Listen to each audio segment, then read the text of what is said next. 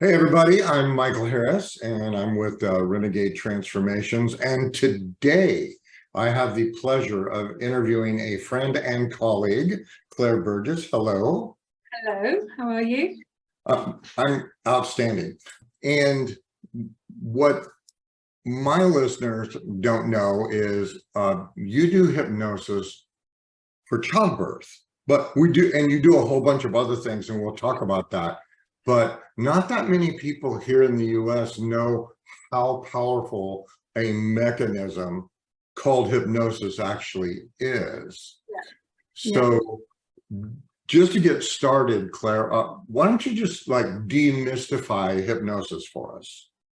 So this is the interesting thing. So one of the things straight away when we talk about hypnosis is I want to know what the purpose is. And when it comes to pregnancy and birth, our purpose is to really align with what is happening in the body, to really align with what's important for a mum, and to help release fear.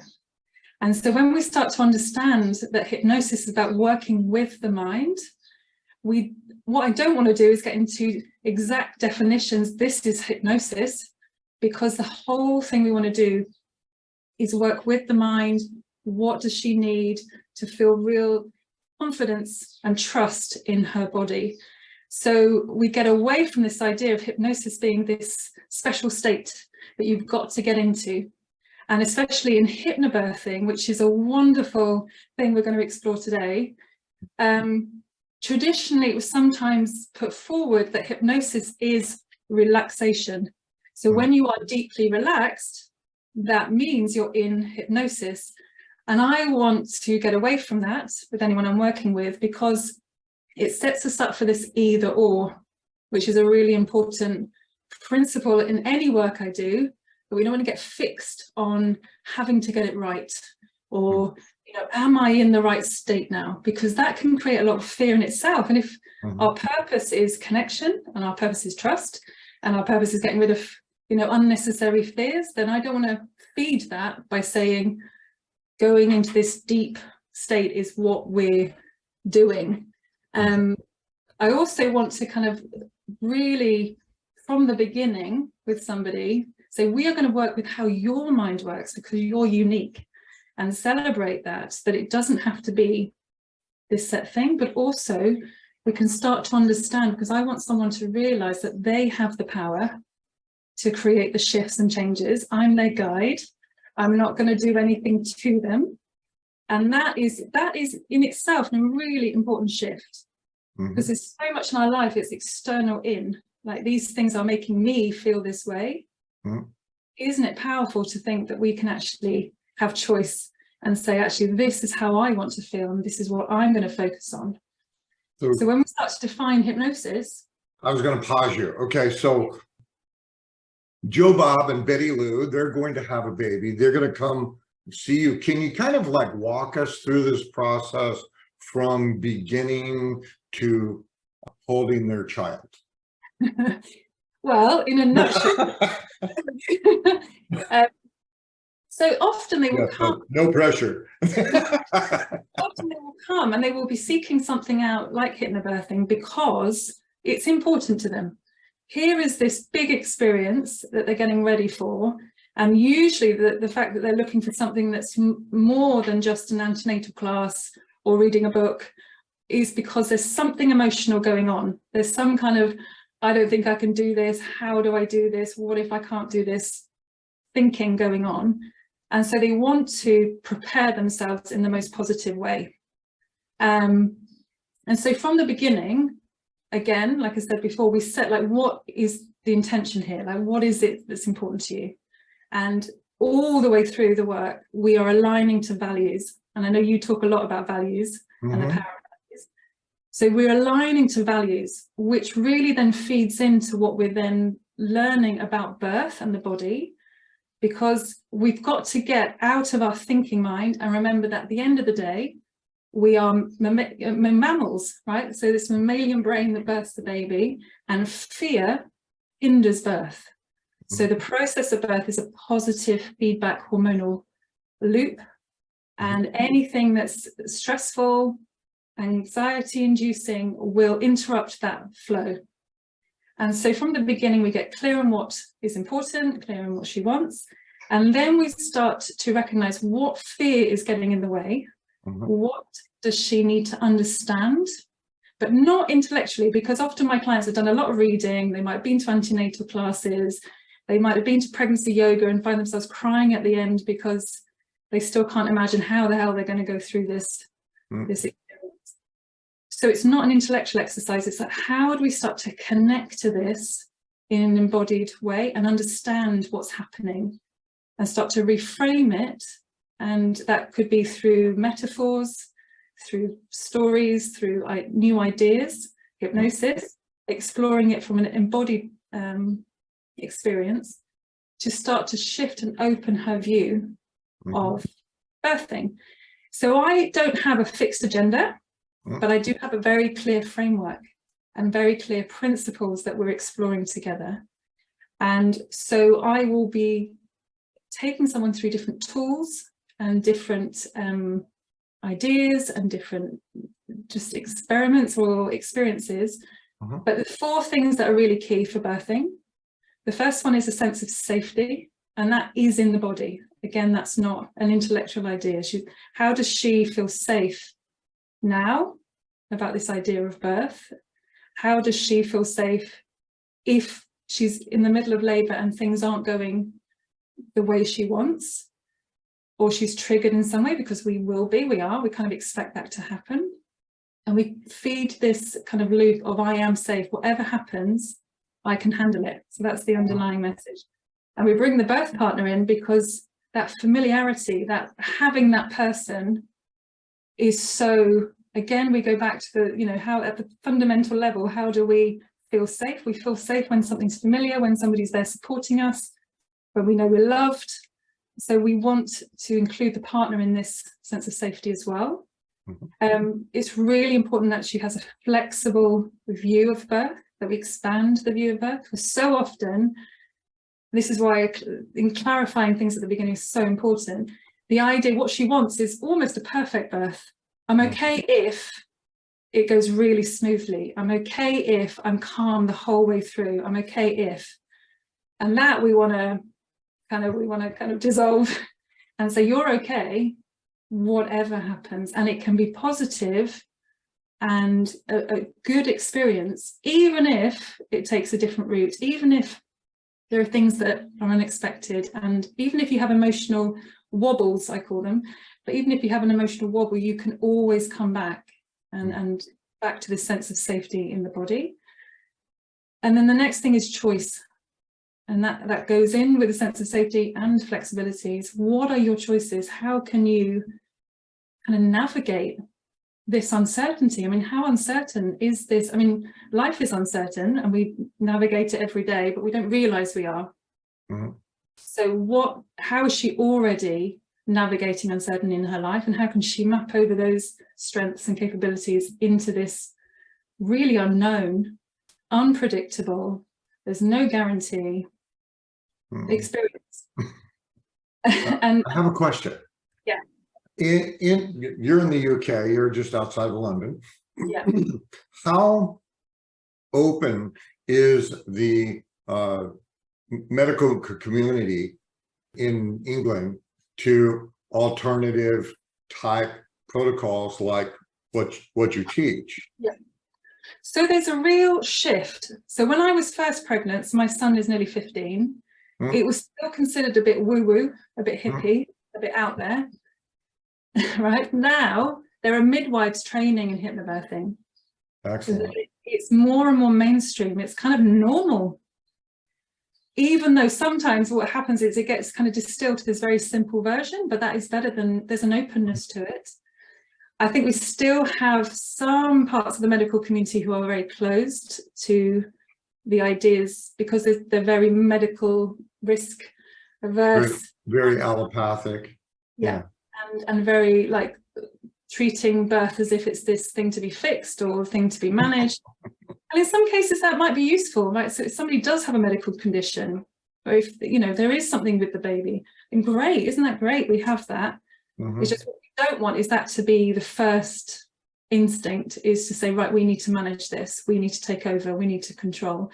So I think it's growing in this country a lot towards understanding the mind-body connection and how emotional birth is, because it really is an emotional experience, not just mental. And it was only up until like before the 50s, I think, that was laughed at as an idea, right? You know, it's just physical. But right? you and I have actually talked about that somewhere in the 1600s, medical doctors, guys, discovered, oh, there's dough in birth. And they got rid of all the midwives, and they got rid of all that. And I was going to ask you a question. Do you think that if birth were more of an organic thing to the way that it used to, I mean, life, birth, death inside of the family unit used to be the norm, and now every time, you know, you have a cut, you have a sniffle, you have a broken bone, or you have a baby, you go somewhere, and the children, or the you know, or the members of the family, they are not part of this process. And have you had the opportunity to facilitate a hypnobirth with an entire family? So I don't. So just to be clear, so my role is getting somebody or helping somebody get ready. Right. And then the whole idea she is. So I'm not a doula. So that's to be at the birth. Obviously, there's insurance and things like that. It's called being a doula. So I'm not a doula. So my role is kind of before in the preparation. But going back to what you were saying, in cultures where it is still, there's a different mindset about birth, where it's expected that a birth can just unfold, and that for the majority of women it's safe, and the majority of women it's normal without medical intervention. In those countries, the rate of cesarean is very low. So countries like the Netherlands and Iceland and there are other countries where there's kind of a real connection with the body, the connection, the trust that actually it's all quite normal. And I think as soon as we get into a culture, not only of money and management, but also in other parts of life where we've lost connection with the fact that we are mammals. I mean, for some people that even as an idea is uncomfortable. Of course we're not, right? So yeah, so there's a real disconnect, or there's a lot of prudish ideas about a woman's body. I mean, even one story, I mean, you know, it's still the case here. I was teaching a class and we were talking, and obviously we talk about the vagina sometimes because obviously that's where baby comes out. And this lady who must have been in her 30s and she was pregnant, oh my goodness, she was so embarrassed.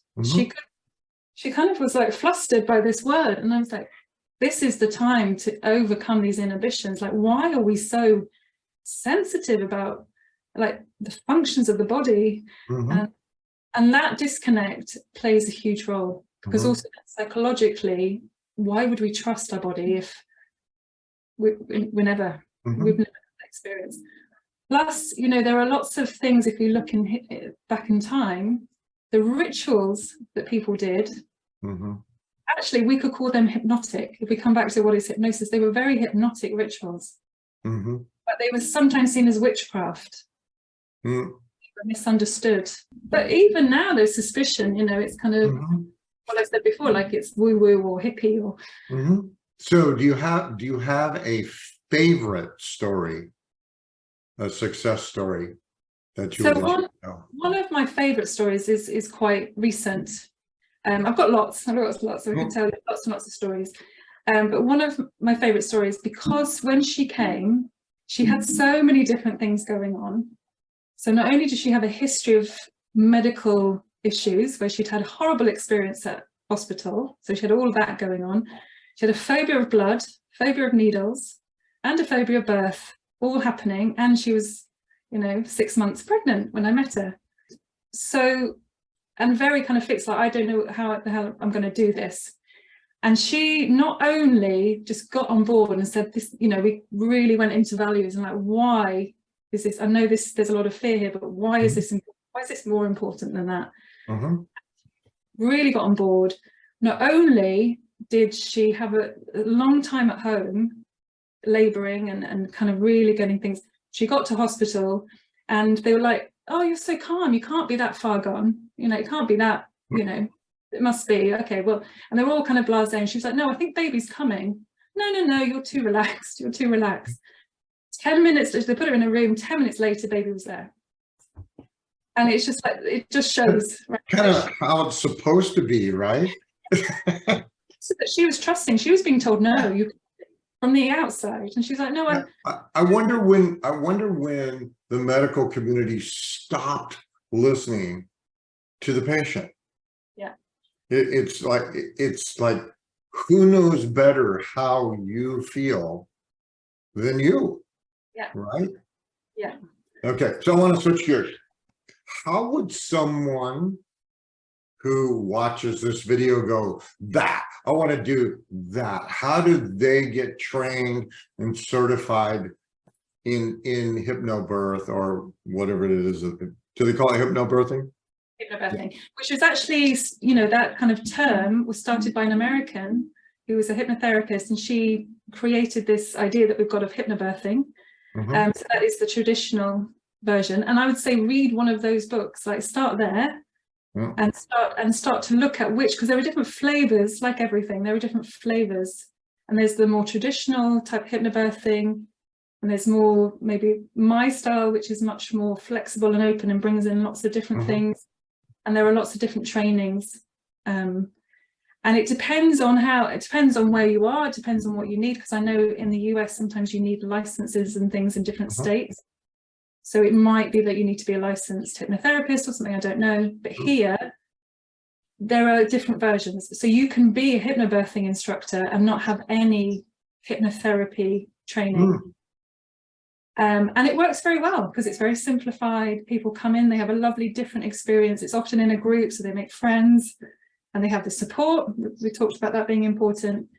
And they're being kind of brought into these ideas, and it's very successful, even without a huge amount of training. Where I work with people who have high anxiety, who are stuck in cycles of emotional turmoil or whatever is happening. So for me, it's about having that broader, deeper knowledge of hypnotherapy and therapy, and then marrying that with hypnobirthing philosophy and tools, marrying those two together.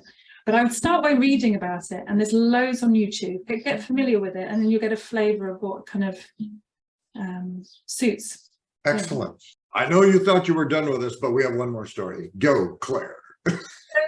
So I didn't share my own story of why. I mean, why do I work in this area? Why is it so important? And it's because of my own personal story of how I discovered the power of the mind, how I discovered hypnosis and hypnotherapy. When I became pregnant for the second time, it felt like I fell into just a spiral of anxiety. I went from being kind of normal, getting on with my everyday, to not being able to eat properly, feeling anxious. I've never had that experience in my life. And I was pregnant. So I was then guilty. I'm feeling, it was so confusing. And I remember, like, long story short, I remember thinking, this is in my mind. This is not my body. This is something, so I had a quite challenging experience the first time, but actually I do know that I can give birth. It's just so much fear. I'm terrified. And then I discovered hypnobirthing and I went all in. I loved it. And I remember thinking about the lady who was teaching us. I was like, I'd love to do what she's doing, even before I gave birth. But I went from terrified to planning and having the most wonderful home birth with my daughter.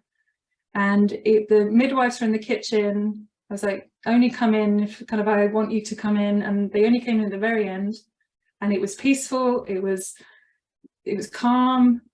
My husband was in and out. It was one of the most wonderful experiences. It was intense at times, so it's not like, you know, I sneezed and baby came out, but it was so empowering that after I gave birth, I remember thinking, this is a gift, and I need to share this gift. Other women need to know that they can be that scared or have those experiences of fear, and then they can come and have this wonderful experience. This is possible.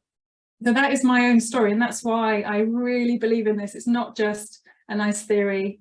It comes from absolutely from a place of, I know this is possible, and that's what I want to share with people.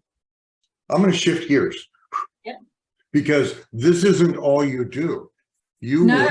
You work with women on a wide variety of different stages of their life, Yeah. up through and including empty nesting and menopause and all that stuff. Would you like to speak to that for a few minutes? Yeah.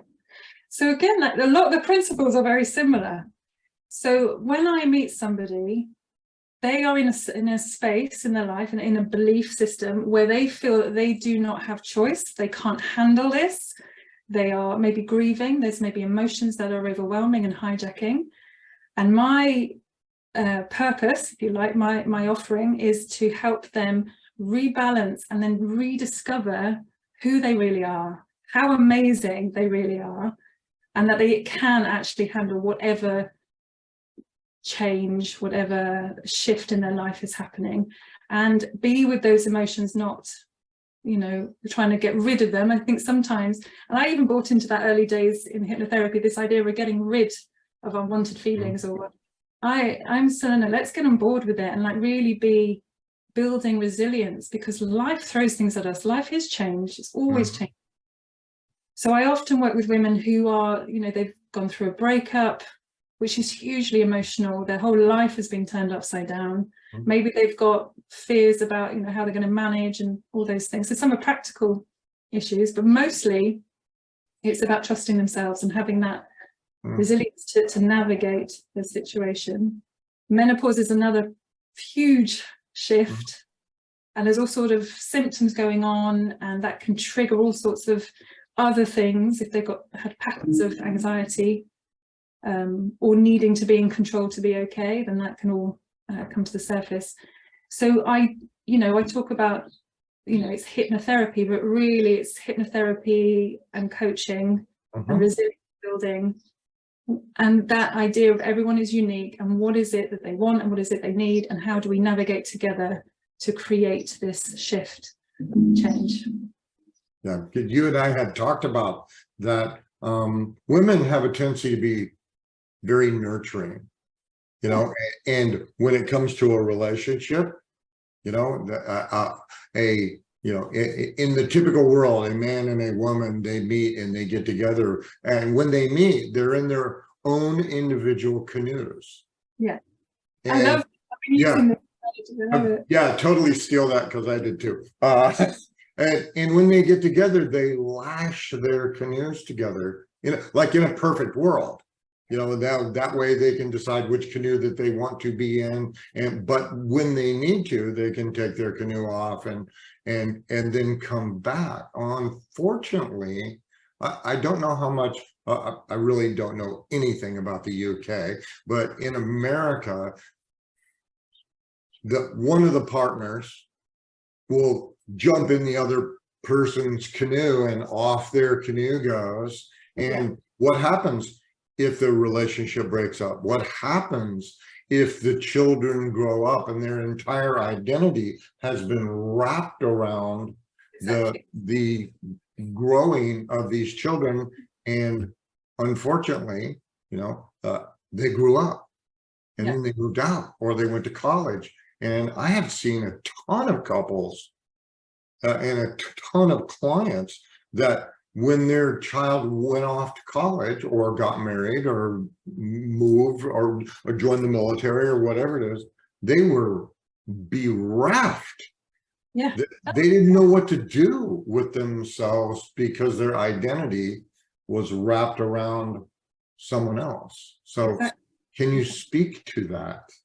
Well, I think there are a few things there that come to mind. One is absolutely that codependency, that validation that I'm okay because of these things in my life, and not because just I'm okay.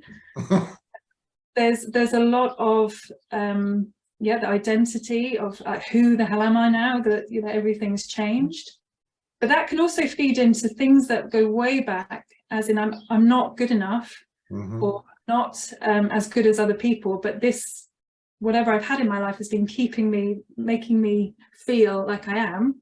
And then when that changes, it's like, well, I have to kind of face the fact that I don't know who I am, and I'm not good enough, and all those things start to bubble to the surface. The other thing that I really find is this: we are not well taught about emotions. We have misunderstandings about emotions, and especially in the UK, we have this history of stiff upper lip, like don't show your emotions. It's it's a kind of weakness. So even like grief, I mean, it's normal to grieve when something's lost and changed. That's normal, but we fight it because there must be something wrong with me because it's so strong. But maybe we just never practice processing emotions, being with our emotional experience. And part of the process is learning that actually grief is a healthy process. It's normal, and you're safe to experience it. And it can help you kind of transition, if we acknowledge it, into who do you want to be now? Right? That is part of change. But instead, what they've been doing is fighting it. There's something wrong with me, internalizing it. I mustn't feel this way. I shouldn't feel this way. There's a lot of shoulding that happens for men and women, but particularly the women that I work with, they are shoulding themselves a lot. Yes. And one should not should on oneself. It's a trap that they get caught on. Thank you very much. It's late afternoon. It's early morning here. If someone wanted to get a hold of you, how would they do that? Okay, so I am on Instagram, if anyone's on Instagram, at Clare Burgess _coaching. I also have a website, clareburgess.co.uk, and you can find all the information there, my email address, and yeah, I'd love to chat and talk further. And thank you so much. I know your kids are coming home in a little bit, so we're gonna close up, but thank you again. I really want to give people an opportunity to understand the length and breadth that is possible with hypnosis, NLP, coaching, change work. And, it was just an honor to talk to you. So thank you. Thank you so much. I've really enjoyed it.